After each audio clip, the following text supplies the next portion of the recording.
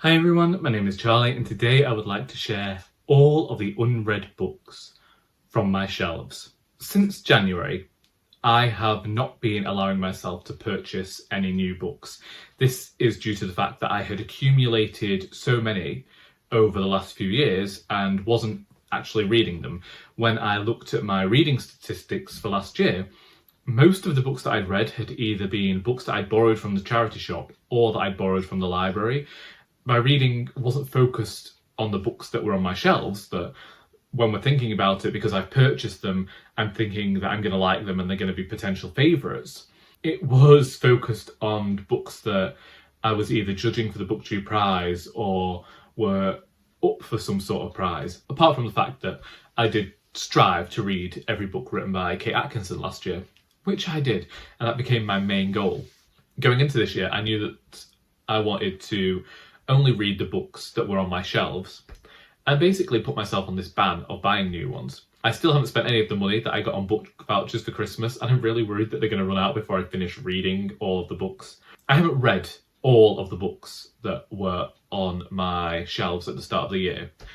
When I went through them first and I did an inventory then, I cut a lot of books as I was going because I realised that I'd either borrowed them from the charity shop and they just sat in a box for ages, I'd forgotten I'd owned them, or I simply wasn't interested in them anymore. And so that took us down to about 120 books. And then whilst I've read 55, I've also unhauled a lot more than that. This is what is left. These are the remaining books on my shelves, and there are actually a few in here that I might be feeling reticent over or unsure over, so I'll mention them as we go and you can tell me whether I should read them or just get rid. But the first book I have is Anno, Dracula by Kim Newman. For the last few years I have read a Dracula adaptation in October and really enjoyed it, and I wanted to read this last year but didn't. I picked it up when Charlie, Brooke Reeves and I visited Crewe back in October 2022.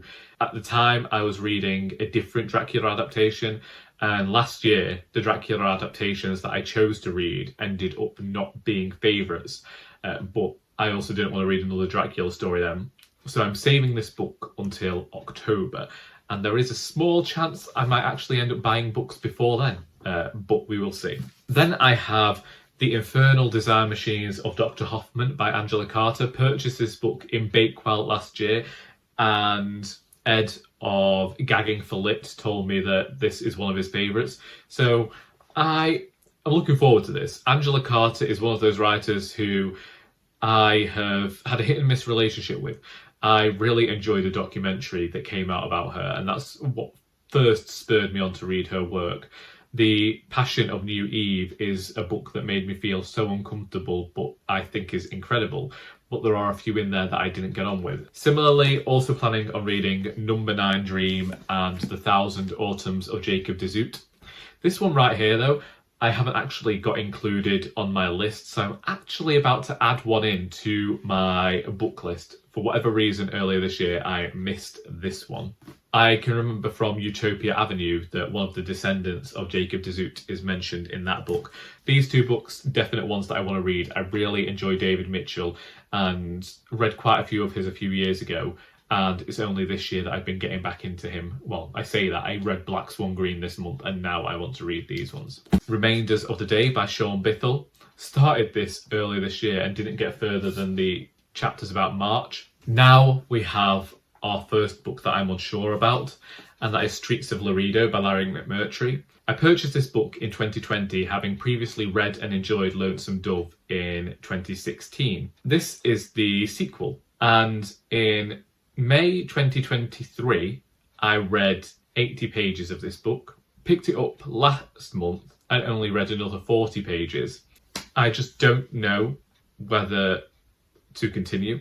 I don't know. I don't know whether my reticence comes from how big the books are and how they're going to slow down my reading. I don't know what it is. I just haven't felt the mood come back to read Larry McMurtry again yet.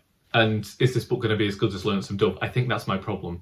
I'm looking for like another version of Lonesome Dove, and I'm not going to get that, but I don't know. So this one if you've read. In fact, let's just move on over, because other books that I have from this are Dead Man's Walk and Comanche Moon.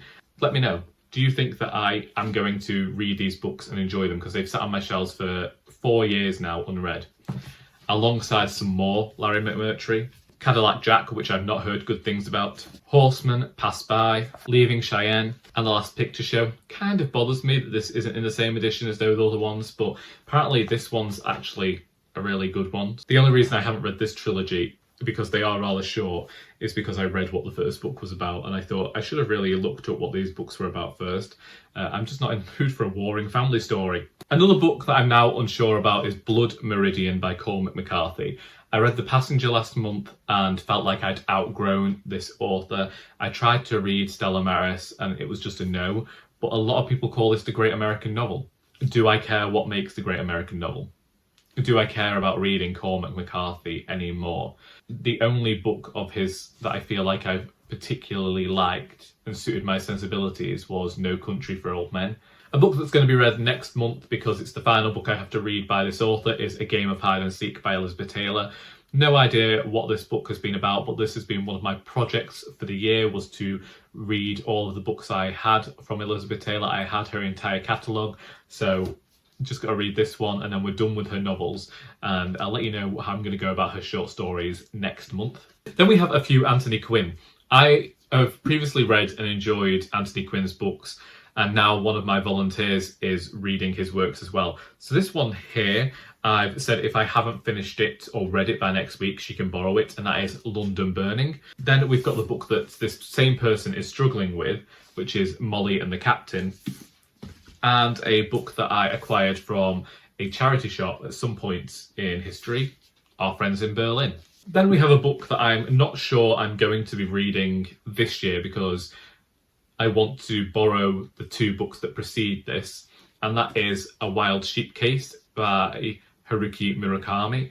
This one was translated from the Japanese by Alfred Birnbaum. I've just realised which book I left in my room because it wasn't on my shelves, is 1Q84, which is also by Haruki Murakami, and that is one that I definitely want to read this year. It's one I'm excited to get to. Then I have And the Band Played On by Randy Shilts, which is diary entries, it seems like, with people sharing personal stories about the AIDS epidemic in the 1980s. And this is a book that I haven't read yet, once again due to the breadth of it. Is one that when it does come to reading it, I think I'm going to read slowly. A book that I'm ashamed not to have read yet is this next one, which is Outrageous by Paul Baker. You can see that I made it to page 25. I really enjoyed Fabulosa by this author, so it stands to reason I'm going to like Outrageous. I adore the way that he writes non-fiction, at least I did in that book. So this one is about the story of Section 28 and Britain's battle for LGBT education, which, you know, our government is once again trying to draw back in some of these things where we are no longer going to be discussing trans people with children. And we know that once they start on that, they're going to be starting on other things. We are going backwards, but what can you do about it? Then I have Fall of the Argosy by Sebastian de Castell, which is the last book of this author's that I have to read on my shelves. After reading Way of the Argosy, I am a bit more hopeful about reading this one, then getting the sequel to this, and then the other Sebastian de Castells that I haven't yet read. This is a book that I'm unsure about, and that is Will You Read This Please, which was edited by Joanna Cannon. There's quite a few authors within this book who are telling the tales of people who have had mental health struggles in the past. It's shining a light on people who are living with mental illness. And I think that's a topic that we do need to hear about. I think that the authors who are doing this are going to have done a good job, but there's just part of me that has a reticence to reading these tales. So I was very grateful to receive a copy of this free from the publisher, and I do enjoy Joanna Cannon's other work. And again, I think that it's an important discussion, but is it something that I particularly want to read? Then I have No Love Lost, the selected novellas of Rachel Ingalls. The next novel I'm unsure about is In the Fold by Rachel Cusk. Emily of Novel Novels was very kind to send this book to me. But basically, I read Saving Agnes by Rachel Cusk, and that put me off reading Cusk, and now I don't know whether I want to read this one because I was bored to death by Saving Agnes, and I'm concerned that I'd feel the same way about this one. Then I have Juja by Nino Naratschwili, translated by Ruth Martin. Charlie of Charlie Book Reads and I have got a buddy read of this planned for later in the year. I really enjoyed The Eighth Life by this author, but didn't particularly care for My Soul Twin. Charlie has enjoyed both the books that she's read by the author, so we're both looking forward to that, I think. Speaking of Charlie, she also sent me a copy of The Three Dahlias by Katy Watson last year, and this is a crime novel that I'm looking forward to. Another Murakami, again, this was sent to me by Emily of Novel Novels when I was reading Murakami a few years ago, and now I'm unsure about it, and that is Norwegian Wood, which is translated by J. Rubin. This is the Murakami that's perhaps more contemporary and doesn't have the weirdness that people associate with him. But I also know that Raylene of Books and Bound said that it was within her top 2 Murakami.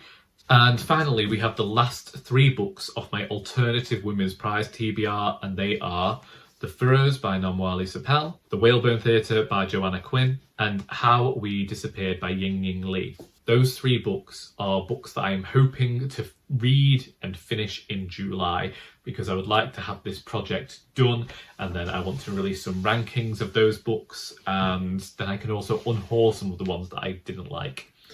Which I think is going to be a big thing. I avoided decorating my room this year because I didn't want to take all my books off the shelves and then have ones on there that I didn't like so when I put them back. So I want to get all of these read so that I can then do a huge unhaul and just only have the books I actually enjoy and think I'll reread on those shelves. But them's the books. Quite honestly, you could tell me to get rid of any of them, and I'd probably do it because that's just the mood I'm in at the moment. I think it's because I'm also in the mood that I know that once I've read all of these, I can go out and borrow from the library again and I can buy new books, and I don't think that's the way to go about things. I do think there are potential fantastic books here and new favourites to be found among this whole bunch, but I also can see quite a few, like, I could easily just take this to the charity shop on Friday and not think any more about it. Either way, that's me. If you've read any of these books and think I should prioritise some over others, then do let me know in the comments. Again, if you can advise me over whether I should read those books that I'm reticent about, then that would also be a great help. I hope that you have enjoyed this video, because until next time, that is all.